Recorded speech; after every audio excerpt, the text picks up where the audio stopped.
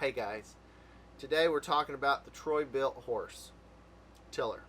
Let's get into it.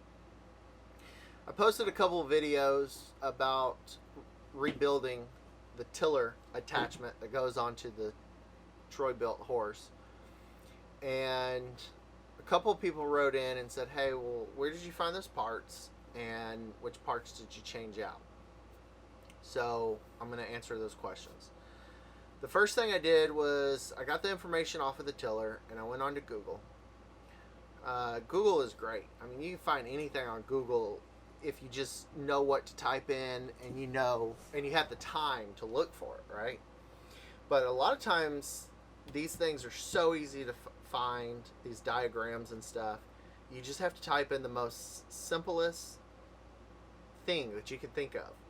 So I typed in Troy-Bilt tiller horse parts diagram, PDF.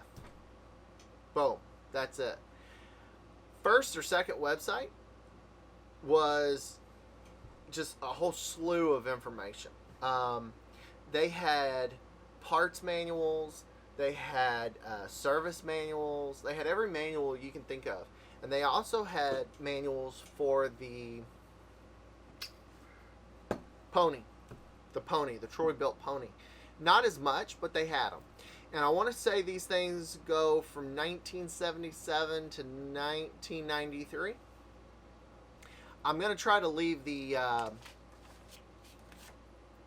website down below so y'all can just go down there and click on it and get what y'all need.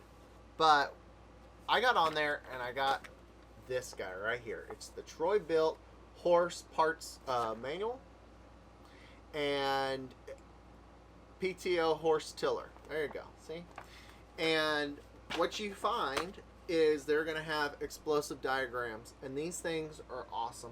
I love explosive diagrams because if you don't know how something comes apart, or if you don't know how it puts back together, because say you dig into a part, for instance the drive shaft on this thing, and it's so shredded, and I've had this happen to me before, it's so shredded in there that you don't know what order maybe the clutch plates go in or the seals, and so that's where these things really help. I went in, I bought all new parts, right? I found all my parts, and the way these things work is you're going to have a part, right? They're going to show you a part, and there's going to be a reference number. You take the reference number, you go on the adjacent page. Come on. Focus. There we go.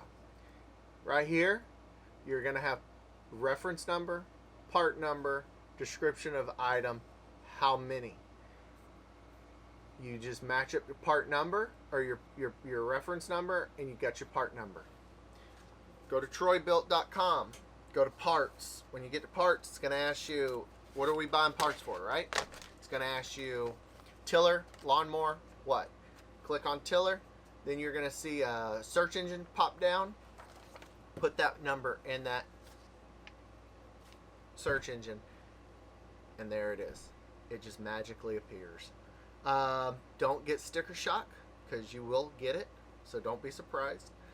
But the parts work, they fit, there's no hassle, right?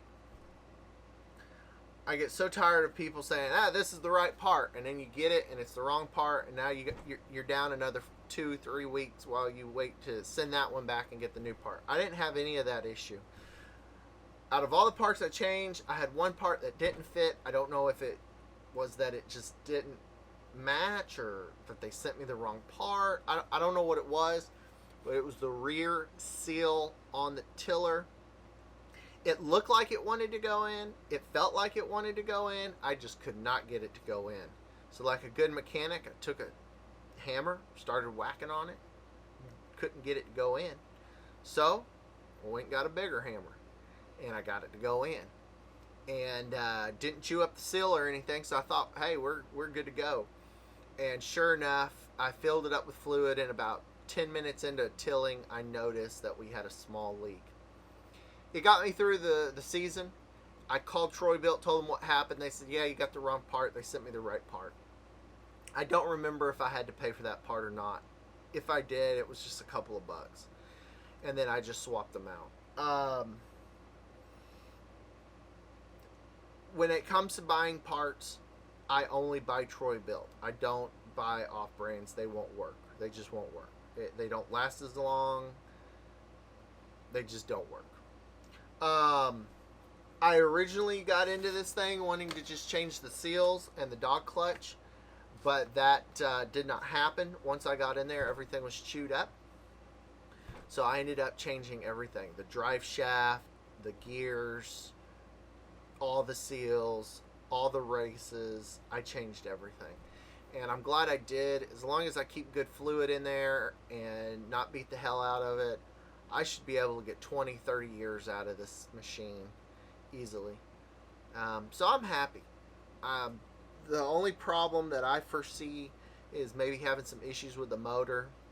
Motor's running pretty good, so I'm not worried about it. It's a Kohler, and that was back when Kohler was Kohler, and so we're good. So, guys, I hope that helps y'all. I hope that gives y'all some information. It's really simple. I know working on these old or older toys, I call them toys. To me, these are my big boy toys. My boat, my tiller, my tractor. I know that it's hard to find parts sometimes. But when you find that honey hole of knowledge, it usually comes really easy. And I know that I was having a hard time trying to find the right parts before I was able to find this diagram. Once I got this diagram, it helped me so much, especially the fact that I can print it off and write on it, right? And make notes and note what parts I've changed and what parts I didn't change, right? So I hope that helps. If y'all have any questions, let me know. I'll try to answer them. If there's a video that y'all would like to see, let me know. I'll make it for you. If you like what you see, follow us for more. Other than that, guys, keep it real.